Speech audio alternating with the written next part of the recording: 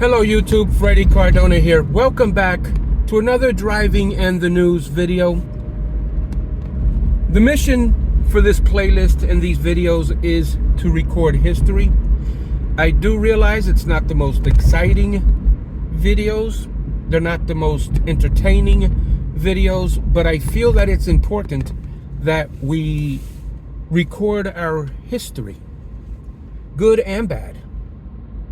And I started thinking, before I get into the news, we're at 7:55 right now, so I'm trying to get to the 8 o'clock headlines for you guys. But before we get to that, really quickly, I wanted to give you some thoughts that I had recently.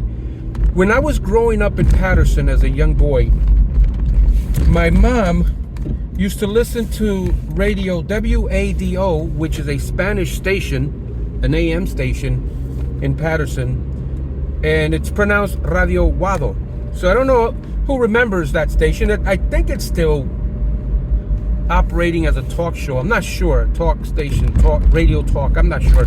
But anyway, Radio Wado, in the mornings, I would get up in the mornings to go to school. My mom would be making breakfast and lunch. You know, breakfast for my dad, making lunches for us. And I remember listening to those newscasts. And I hated those newscasts because it represented my having to go to school. So that was Monday through Friday. Every single morning, I'd get up in the morning and I'd get up to the sounds of Radio Wado in Patterson, New Jersey. So that meant I'm going to school. So I hated it. And now I look back and I start thinking, man, how cool would it have been if I had a cassette, I put a cassette in the cassette recorder and recorded those broadcasts, like 10 minutes, 20 minutes. How cool would that be? Especially imagine if someone would have done that back then. I know we didn't have YouTube, right?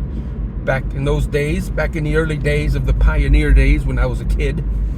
But imagine if someone had recorded. It doesn't have to be Radio Wado. Like a lot of my subscribers don't speak Spanish. But let's say 1010 wins.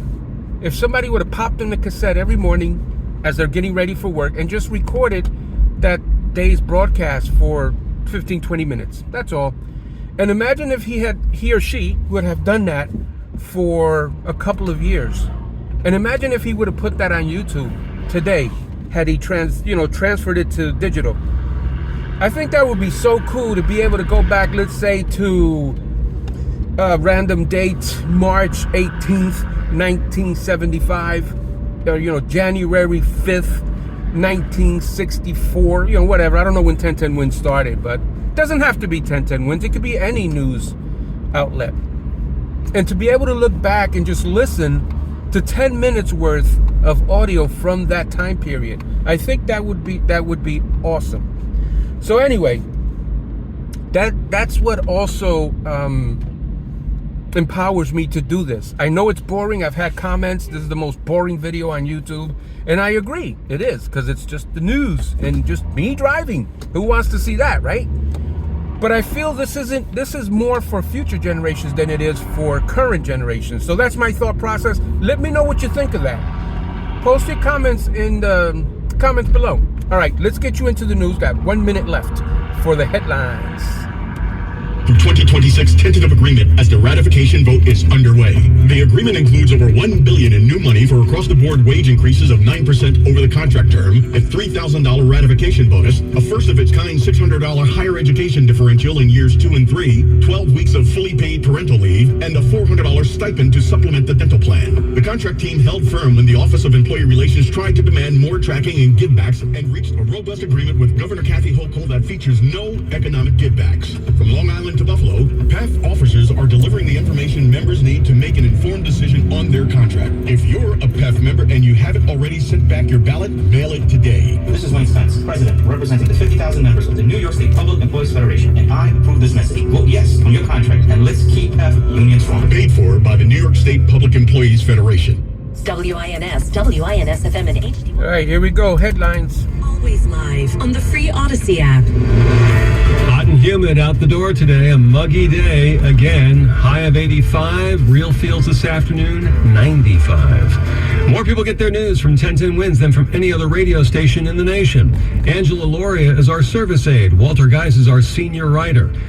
Jim Maloney is at the editor's desk, and I'm Bud Mishkin. All news, all the time. This is 1010 Wins at 92.3 FM, New York. Good morning. 75 degrees now. It's 8 o'clock on this Thursday, July 20th. I'm Susan Richard, and here's what's happening. An EMT now in the hospital after being stabbed by a patient outside Mount Sinai West.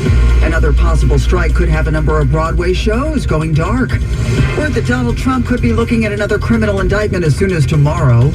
The wife of the Gilgo Beach suspect is filed for divorce.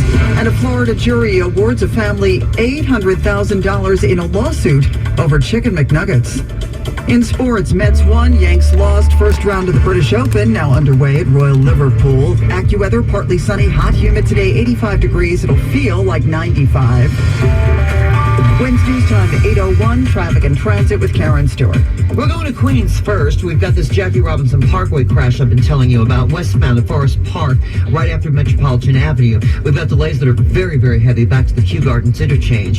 And the westbound Grand Central Parkway at exit 8 has got a disabled vehicle with the right lane closed. No major delay there. Checking what you need to know about the bridges and tunnels. The inbound 59th Street Bridge is busy from both Queens Boulevard and Northern Boulevard. We've got heavy outbound delays on the span as well. The inbound Queens Midtown Tunnel has the westbound LIE backed up to Maurice Avenue in Maspeth now. Over at the Queens Midtown, we've got a Manhattan-bound disabled vehicle, and we've got one lane closed, so that's what's doing it to us. The inbound Williamsburg's very heavy. We're slow at the Brooklyn Battery Tunnel, and we've got delays building Queens-bound over the Whitestone Bridge, and on the northbound Whitestone Expressway to the Bronx-bound Whitestone Bridge, and over the Hudson's 25 in at the George both levels, 35 Lincoln, 20 to 25 inbound at the Holland Tunnel. The outbound Holland is 25 minutes, and alternate side parking is in effect today. We're sponsored by Optimum Business. Traffic and transit every 10 minutes around the clock. I'm Karen Stewart, 1010 Wins on 92.3 FM. Optimum Business gives you fast, reliable, secure internet with speeds up to 8 gig and built-in cybersecurity so you can go farther with everything you do. Visit optimum.com/business today. An EMT was stabbed on the job last night. This happened near Mount Sinai West. We have not yet learned the identity of this EMT, but she has suddenly become a victim of a violent crime, doing her job. About 10 minutes before 9 last night, 48-year-old patient Rudy Garcia of the Bronx in the back of this ambulance that was just about to pull into Mount Sinai West when he got a knife somehow and stabbed the female EMT several times in the abdomen and leg. Then the rush began to not only subdue Garcia, but to get treatment for the wounded EMT. She was rushed to a stretcher and taken to Mount Sinai Morningside for treatment. Eyewitnesses here at 59th and Columbus. And somebody was saying, oh, he got a knife, he got a knife. That's a knife is showing the floor. It's scary for me, so it was scary for me. Very scary for those who had to witness this. The EMT serious. Okay, don't know why the screen just got blurry there, but it did. Let me try something. Maybe go up, forward, back. Okay, don't know why that's blurry. Suffolk County overnight. That was just before 1 in the morning in Holtzville, where police say 61-year-old Thomas Raimondo of Holbrook was going the wrong way on the westbound side between exit 62 and 63 and crashed head-on into another vehicle. Both Raimondo and that other driver, 32-year-old Jose Ferreira of West Babylon, were pronounced dead at the scene. Both vehicles have been impounded for safety checks. Could be another strike. Yeah, talk's not going well between the union representing 1,500 stagehands, hair and makeup artists who work under a contract that covers 28 Broadway productions and 17 touring shows. This includes Six, Wicked, Funny Girl, Hamilton, Moulin Rouge, Hadestown. This theatergoer telling NBC4 he hopes it doesn't happen. Tourists mostly come to New York City because the reputation of Broadway, the big shows. Yeah, well, union members will vote today on whether to authorize a strike should negotiations fail. That requires at least 75% saying yes. While streamers are part of the negotiations in the SAG-AFTRA and Writers Guild strikes, those walkouts could mean more business for those companies. With Hollywood mostly shut down because of the strikes, many are turning to the streamer more for their entertainment. Netflix added about 6 million new subscribers in the past financial quarter. The big spike in subscribers might also have something to do with its crackdown on password sharing. In May, the company said only people you live with can use the same account. At Stacey Lynn, when asked about the strikes during yesterday's second quarter earnings call, Netflix co-CEO Ted Sarandos said they, quote, are super committed to getting to an agreement as soon as possible, one that's equitable and one that enables the industry and everybody in it to move forward into the future. Issues in both strikes include wages, benefits, and the use of artificial intelligence.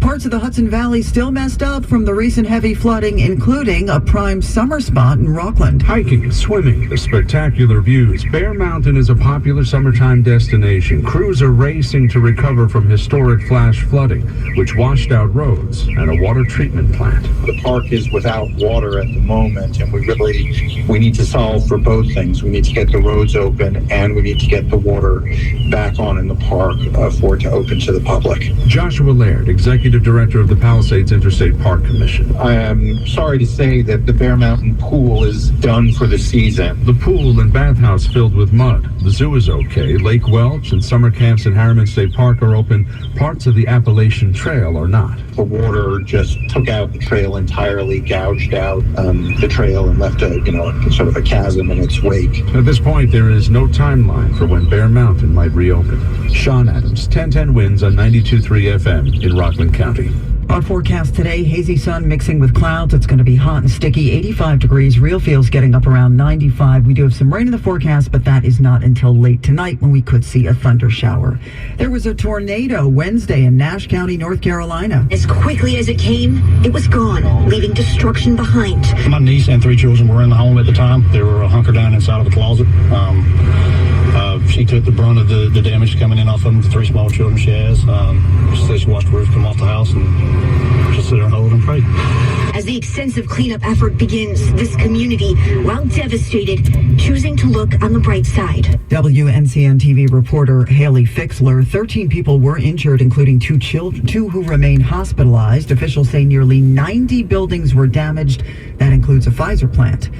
As Ellerup is out, the wife of Rex Hurman, the Gilgo Beach suspect, is now filed for divorce. Although the Hurman family lived in Nassau County and Massapequa Park, you can file for divorce in any county in New York State. His wife decided to file for divorce in Suffolk County, where Hurman is currently being housed in the jail. The couple has 2 adult children. The DA says although hair was found at the crime scenes belonging to the suspected serial killer's wife, investigators do not believe she had any knowledge of the crimes and was out of town when each murder occurred. I spoke with the Suffolk County Sheriff, Errol Toulon. Well, he is under suicide watch, which is pretty standard for someone that comes in of a case of this type of notoriety. Our mental health staff will reevaluate him to see if they actually do feel he has suicidal tendencies. Hurman has had no visitors while in jail. Meanwhile, no family member can come back to the house here on First Avenue. For 1 week now, detectives have been inside searching the house, collecting evidence. Sophia Hall, 1010 Winds on 92.3 FM in Massapequa Park, Long Island. Could be a third criminal indictment against Donald Trump, with the former president possibly getting the news from special counsel Jack Smith tomorrow,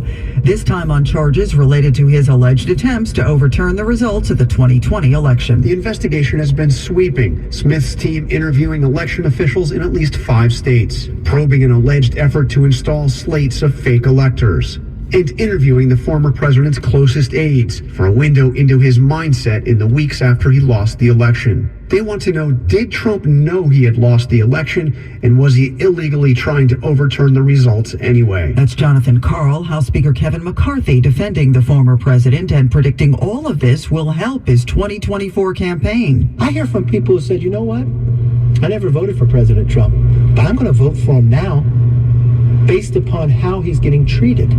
Separately, a federal judge has rejected Donald Trump's bid to move his hush money criminal case from New York State to federal court. Another federal judge rejected his request for a new trial in the civil case brought by E. Jean Carroll. A jury found Trump liable for sexually abusing and defaming her and awarded her $5 million in damages.